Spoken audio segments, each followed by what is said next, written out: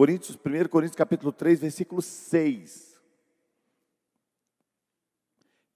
Disse Paulo: eu plantei, Apolo regou, mas Deus deu o crescimento. Versículo 10. Capítulo 3 de 1 Coríntios, versículo 10. Segundo a graça de Deus que me foi dada, pus eu, como sábio arquiteto, o fundamento, e outro edifica sobre ele, mas veja cada um como edifica sobre ele. Senhor, e a tua palavra, ela é poderosa, que ela possa ser a vida do Senhor transmitida a nós. O Senhor encarnou, Pai, a palavra encarnada. Queremos, ó Deus, ser resposta do céu, também queremos ser a palavra do Senhor na terra. Faze-nos receber, faze-nos amar a tua palavra, faze-nos perceber, discernir, nos alimentarmos dela, Senhor, e nutrirmos outros, Senhor, na vida da palavra. Queremos ouvir a tua voz. Sê conosco, Pai, em nome de Jesus. Amém.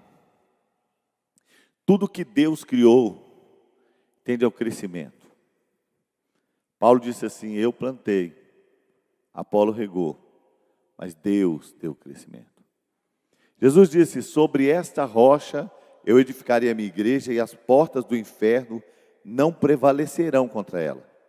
O projeto de Deus não era uma igreja miúda, defensiva, mas uma igreja crescente, uma igreja relevante.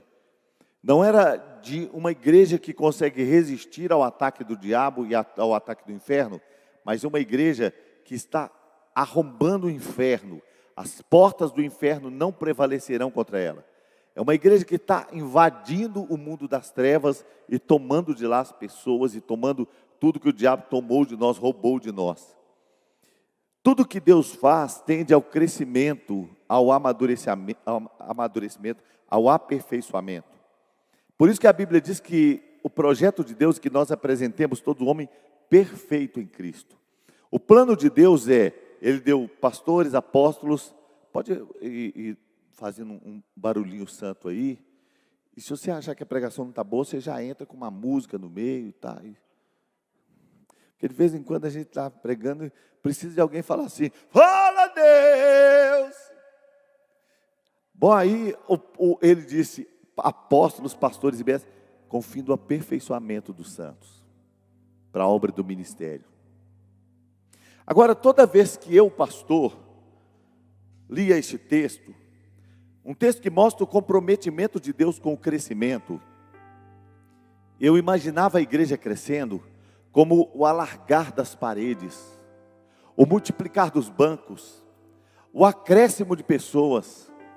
Eu sempre imaginava a igreja crescendo numa dimensão de aumento populacional.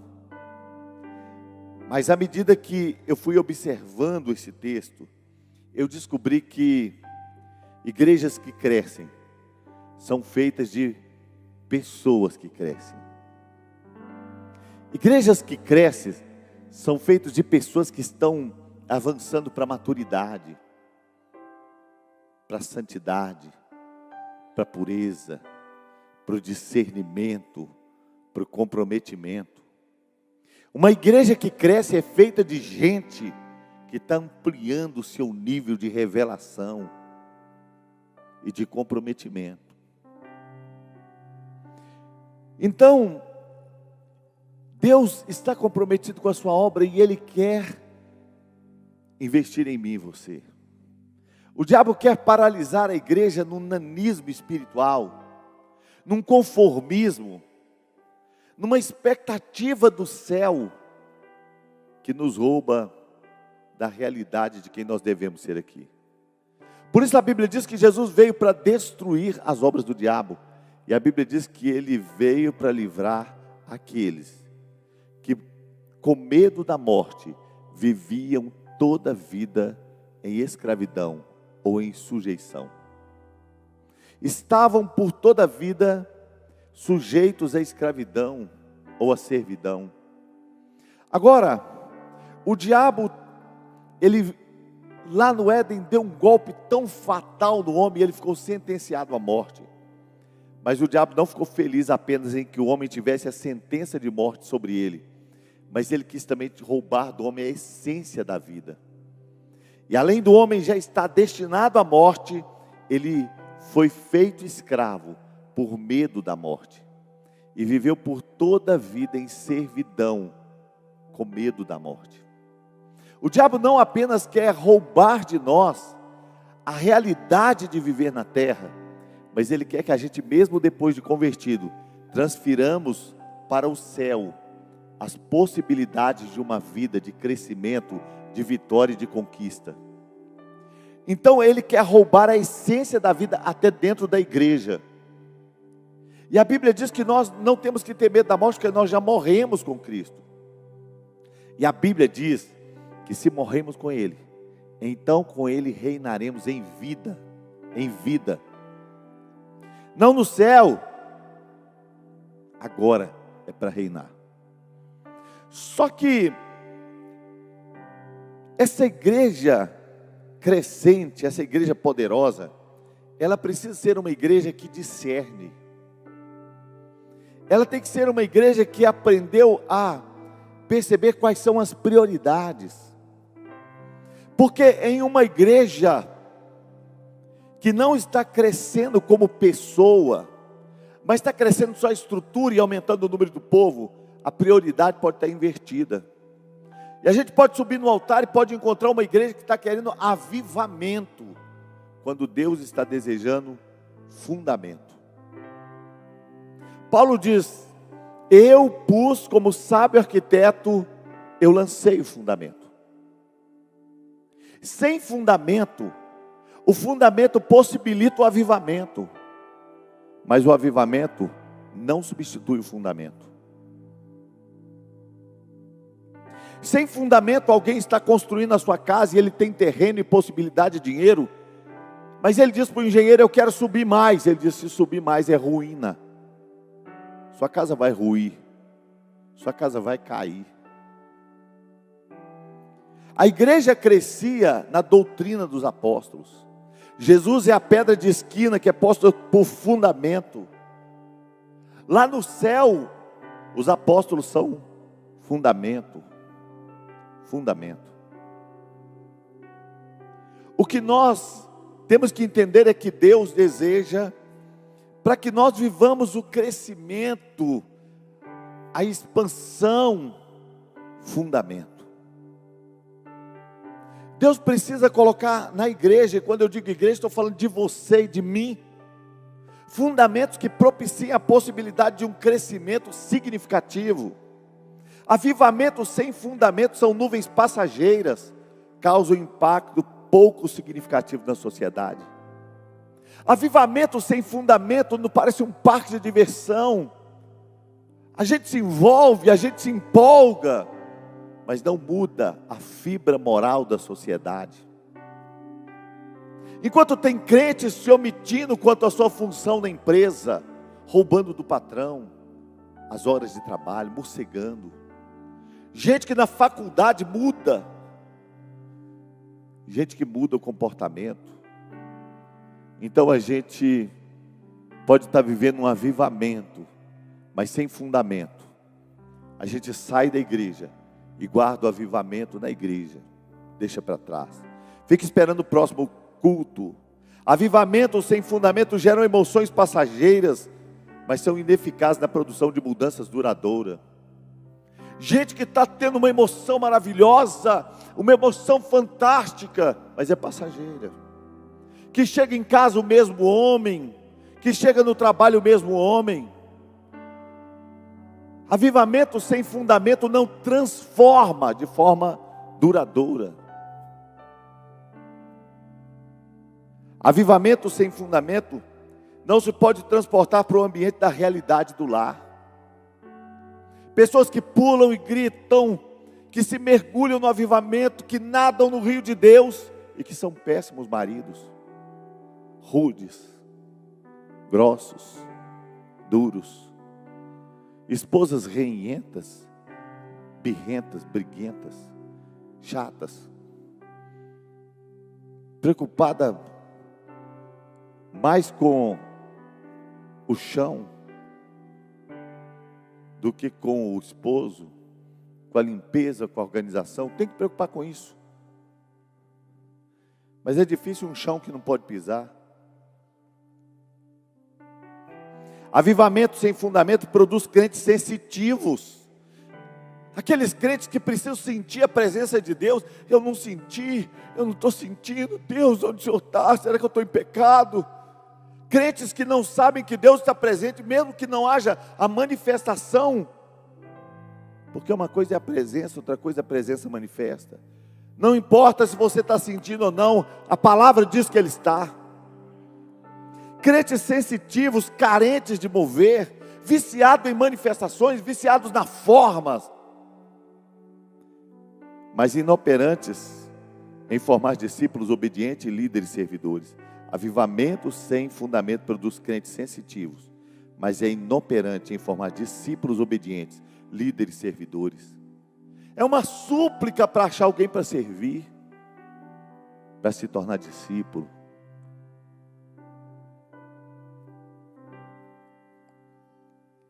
O diabo quer colocar a igreja no trenzinho da alegria, dando voltas em torno do nada, celebrando não sei o que, mas não quer que você se mova em direção ao seu potencial.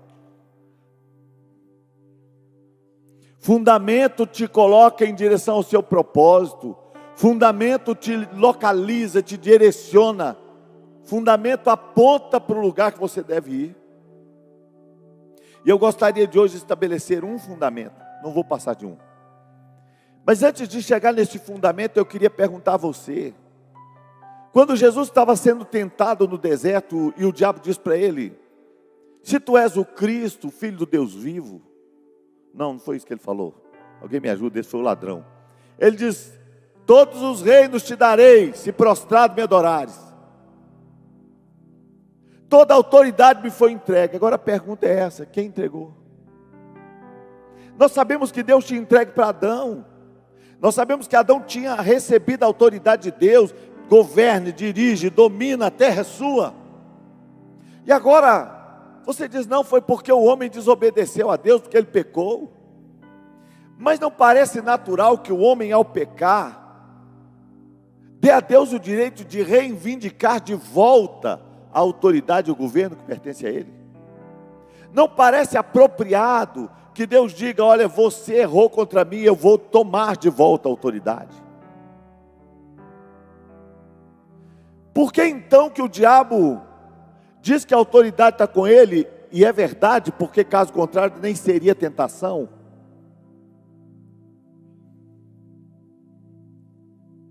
Porque o homem não apenas desobedeceu a Deus, mas ele obedeceu ao diabo.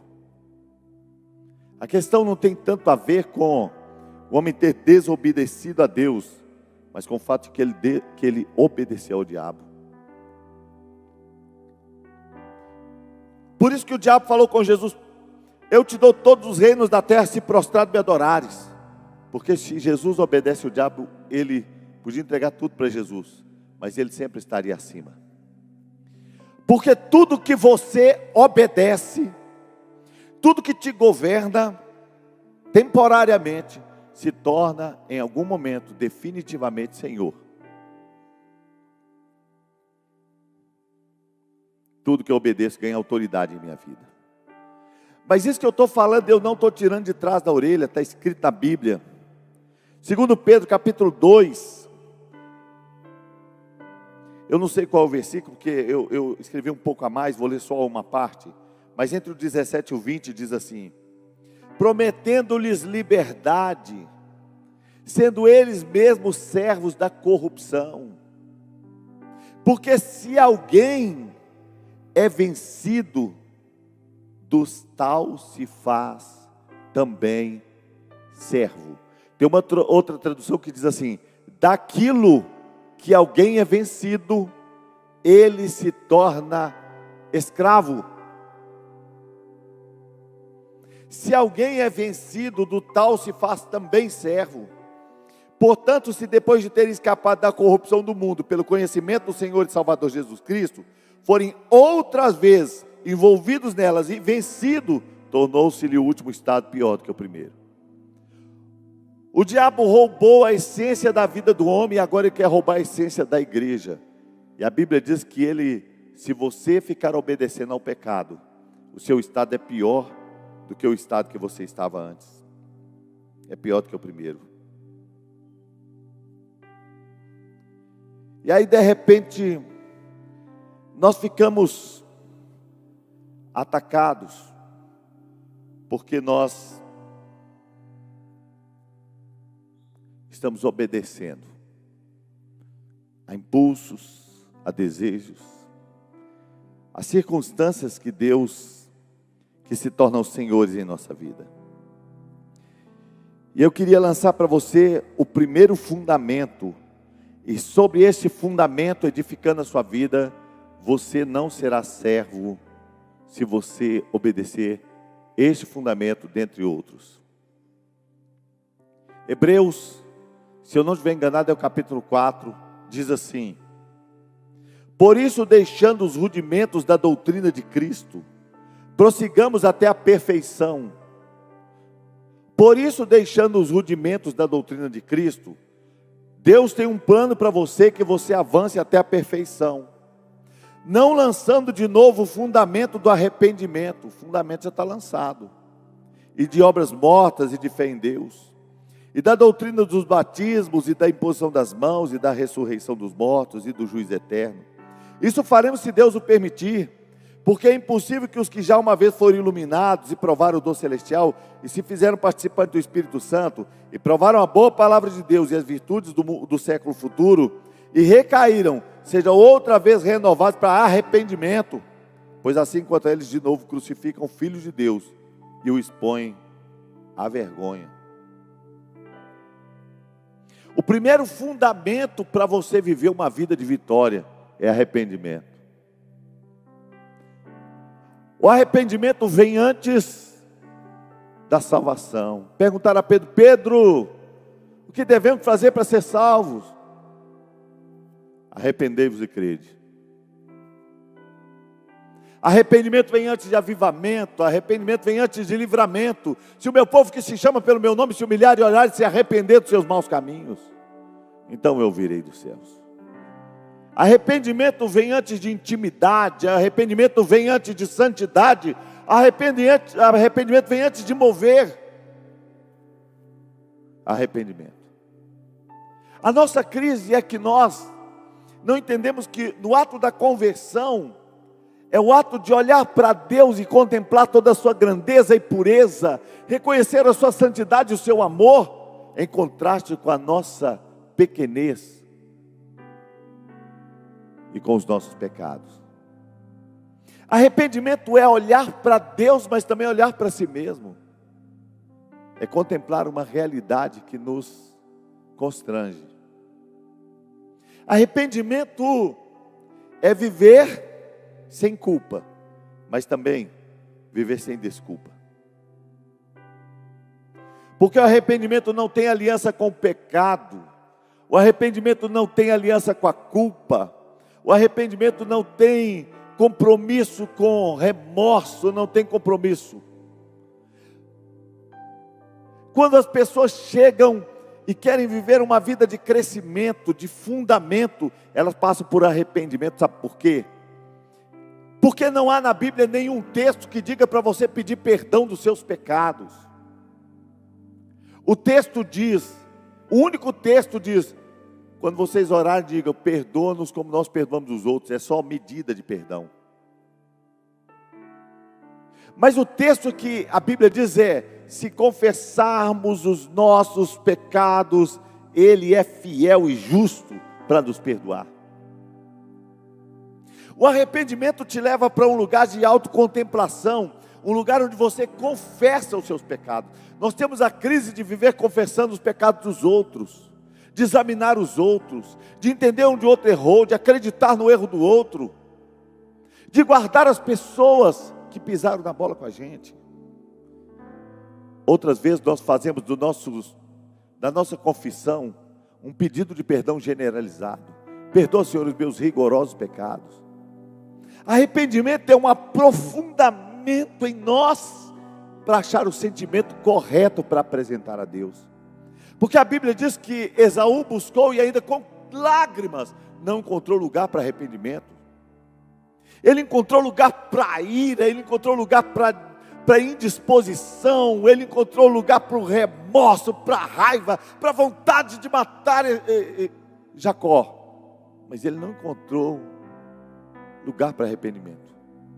Ele apontou tanto para fora, para as circunstâncias, para os problemas, que não achou no coração dele um lugar para dizer: Senhor, eu pequei, eu não valorizei a primogenitura, eu pisei na bola, me perdoa. Muitas pessoas vivem de desculpas. Me desculpe, me desculpe. Desculpar não põe a culpa em mim, não minha culpa. Foi porque eu estava nervoso, foi porque eu pisei na bola, foi porque eu estava assim. Perdão é perdão, fui eu. Eu errei, eu pisei na bola, eu falhei. A culpa é minha. Há uma diferença enorme quando a pessoa olha para o desejo de ser perdoado apenas pela consequência. Eu estou grávida, e agora todo mundo vai saber.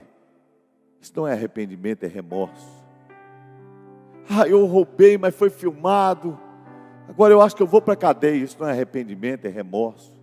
O remorso aponta para a consequência, o arrependimento aponta para a causa. Senhor, como eu fiz isso? Ninguém precisa saber, mas dói em mim. Quando há arrependimento, um fundamento está sendo posto, algo pode ser construído em cima, uma base sólida. Gente que não transfere.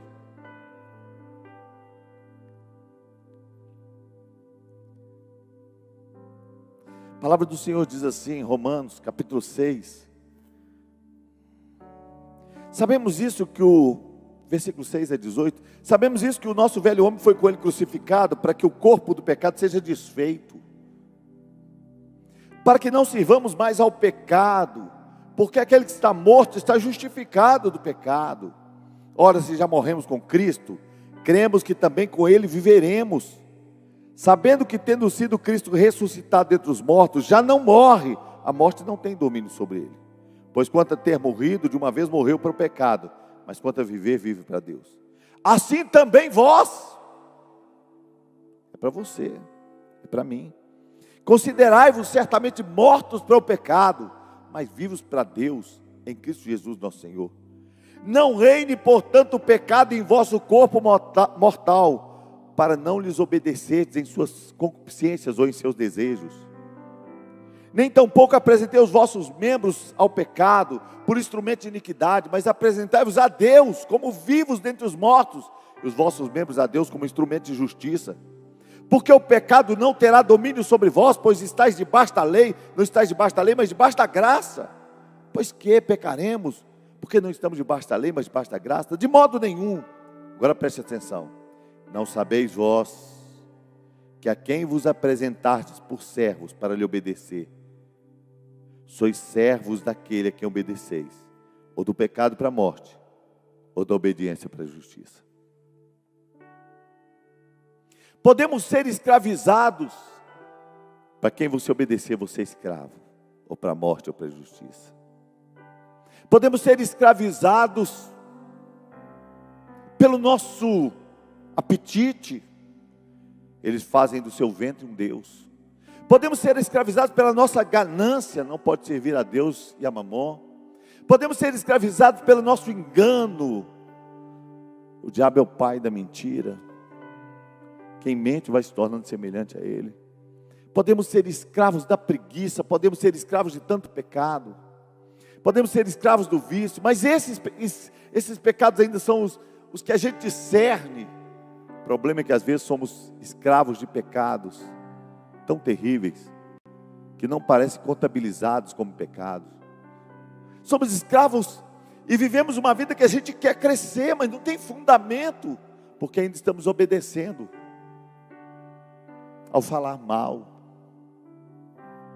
a língua maligna.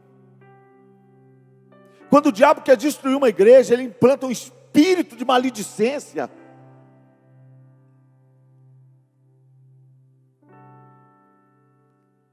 A gente tira um pedaço do câncer, a gente tira um líder, mas o espírito de fofoca continua. Maledicência, conversinha.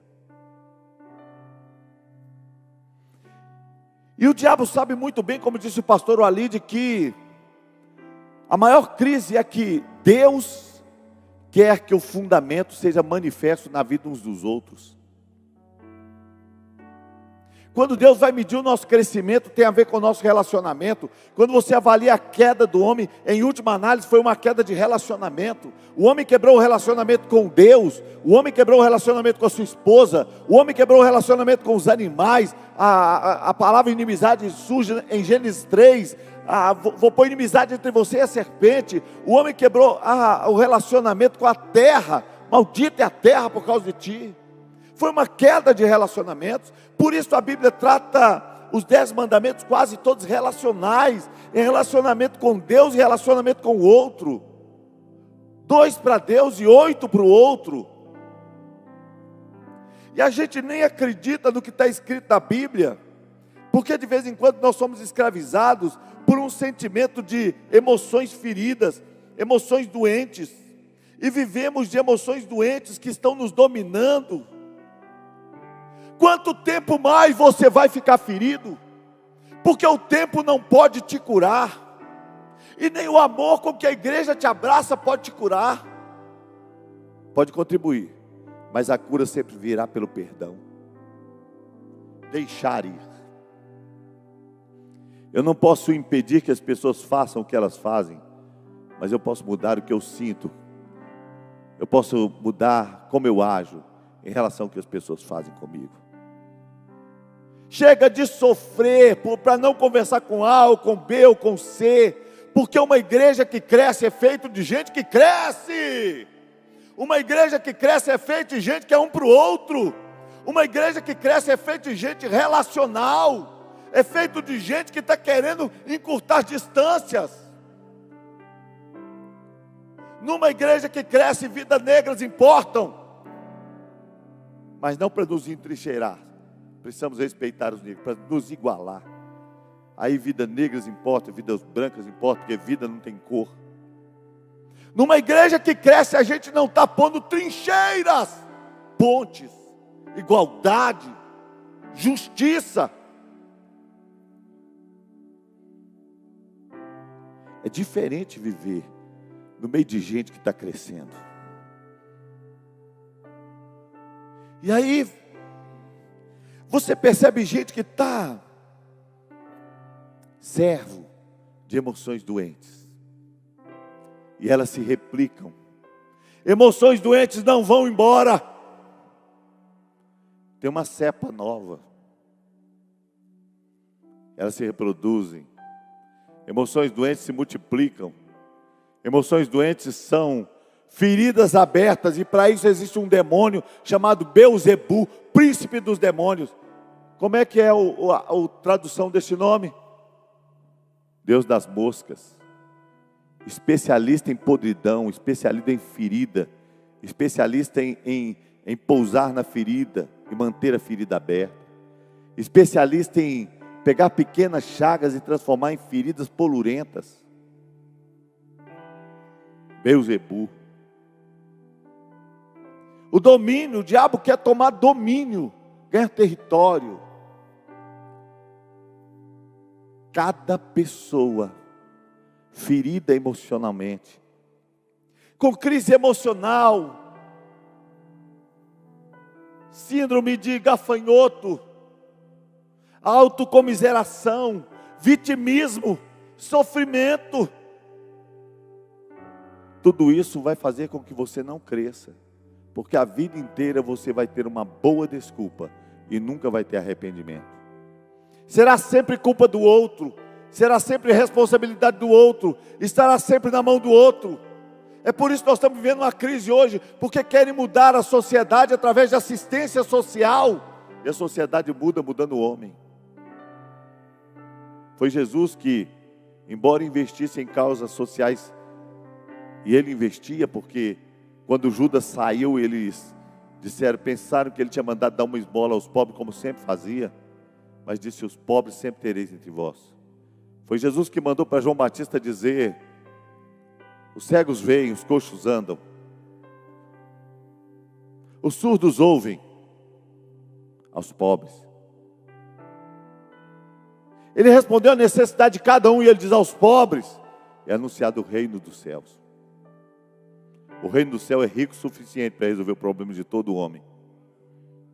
Quem entende o reino já não é pobre mais. Mas olha o que a Bíblia diz, irmãos, e dá vontade de apagar esse versículo, que está escrito em 1 João: aquele que pratica o pecado, 1 João 3, 8 a 10, aquele que pratica o pecado procede do diabo. Porque o diabo vive pecando desde o princípio. Para isso se manifestou o Filho de Deus, para destruir as obras do diabo.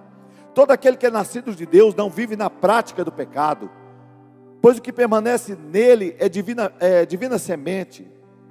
Ora, esse não pode viver pecando, porque é nascido de Deus.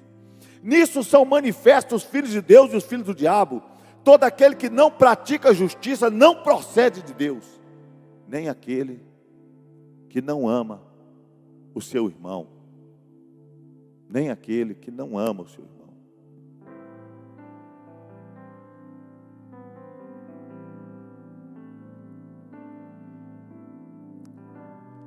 Vencido por uma emoção doente, dirigido por uma emoção doente, vitimado por uma emoção. Quanto tempo mais? Seu ministério está passando, sua vida está passando, sua história está passando. Quanto tempo mais? Sofrendo e buscando um culpado, e continuar nas mesmas coisas erradas. Às vezes, um dia o irmão falou: pastor, está vindo um irmão para cá, ele está muito ferido, foi ferido da igreja tal, ferido da igreja tal, ferido da igreja tal. Falei: não faça propaganda da nossa igreja. Não diga que é perfeita, diga que é igual às outras. Porque quem está no ciclo da ferida sempre vai achar um motivo para ser ferido de novo. As pessoas precisam vir para cá e dizer: eu quero ser curado, para viver numa igreja que é imperfeita, porque a igreja é imperfeita. Eu quero ser curado para viver. Você está num casamento com um homem imperfeito, com uma mulher imperfeita, e vocês dois estão crescendo em Cristo para a perfeição. A Bíblia diz que pelas suas feridas nós fomos sarados, mas foram as feridas do corpo de Jesus que nos sararam. Ele não levou ferida na alma. Por isso Judas saiu de pés lavados. Jesus se curvou aos pés de Judas e lavou os pés. E Judas saiu de pés lavados e com gosto do vinho da Santa Ceia ainda na boca, para trair Jesus. Se levantou da mesa da aliança para trair. E quando ele chega, não encontra um Cristo deprimido, um Jesus decepcionado. Judas, seu Judas, não encontra um Cristo oprimido, encontra um Cristo dizendo: amigo, a que viestes?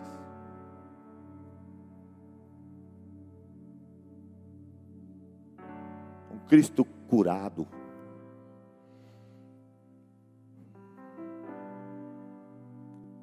Um Cristo curado. Quando Jesus ressuscita, Ele mostra cicatrizes, não mostra feridas. Nós já morremos com Cristo, já ressuscitamos. Temos cicatrizes, podemos nos lembrar de alguma coisa, mas não podemos viver sangrando, sofrendo, e deixando que emoções doentes continuem sendo senhoras na nossa vida.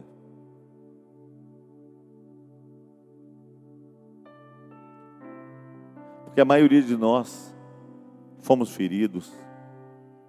Normalmente as pessoas são feridas da infância, mas a gente vai crescendo e a gente vai perdoando, e começa a viver uma vida nova. Uma vida nova. Se não formos curados, podemos viver na nossa casa, dormindo na mesma cama e habitando em mundos diferentes. Se não formos curados, podemos estar na igreja, pensando: Deus, por que eu tenho que ficar neste lugar? Porque eu sei que eu preciso ir para o céu, e eu sei que eu preciso estar na igreja, mas nunca vamos avançar para o propósito de Deus para a nossa vida. E quando chegar o dia de nós nos apresentarmos ao Senhor, teremos muitos talentos enterrados na nossa dor, enterrados na nossa alma, enterrados nas nossas decepções, enterrados no nosso sentimento que não éramos o suficiente. Mas muita gente vai entregar o que frutificou, e talvez vai ter adubado com uma história de dor. A sua ferida vai ser remédio para o outro. Toda pessoa curada pode ser remédio. Nós somos sarados pelas suas feridas, porque em Jesus só ficaram cicatrizes. Um dia você vai contar o seu testemunho e vai ser remédio, se você souber passar pela história. E se você não souber, vai ouvir parábola. Jesus falou: fala parábolas porque eles não querem ouvir.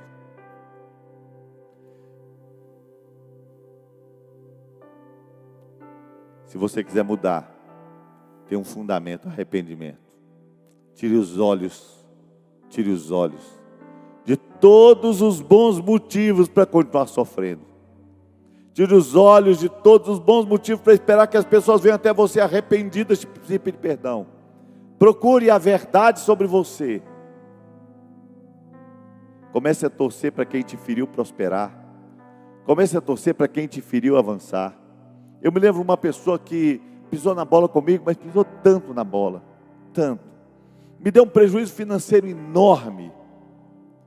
E eu escrevi uma carta para ele de 3 folhas, de um lado e do outro, falando tudo que aconteceu, como eu fui tão legal com ele, como ele pisou na bola comigo. E depois de uns 3 dias eu rasguei aquela carta e joguei fora. E falei: Senhor, está perdoado. Eu perdoei, mas dentro do meu coração tinha uma expectativa que Deus ia cobrar dele. E eu estava fazendo o quadro de bonzinho, está perdoado, e fazendo Deus de pitbull. Pega Deus, pega. De vez em quando a gente faz esse perdão meia boca, que a gente perdoa e torce. A Bíblia diz: amai os vossos inimigos e orai pelos que vos perseguem. Tem gente que entendeu que para orar para ele quebrar a perna. Senhor, como o Senhor disse, eu oro para que ele quebre a perna. Ore para que ele prospere. Ore para que ele avance. Ore para que a vida dele, que ele encontre Jesus mais profundamente, que ele prossiga, E sabe o que vai acontecer? Você nem percebe, mas de repente você está fundamentado. Uma história tão legal acontecendo dentro de você. Uma história tão legal acontecendo ao seu redor. Uma história de tanta vida acontecendo. Seja curado. Seja curado. Seja curado do abandono, seja curado de um divórcio mal acabado, seja curado do pai que foi embora, seja curado de uma agressão, seja curado de um toque leviano, seja curado de uma palavra mal falada, seja curado se pisaram em quem você é, seja curado se falaram mal da sua performance, ou se falaram mal do seu caráter e te feriu tão profundamente. Seja curado. Decida: eu não entrego mais autoridade ao diabo. Eu não sou servo de emoções doentes. Eu quero ser curado. Aleluias.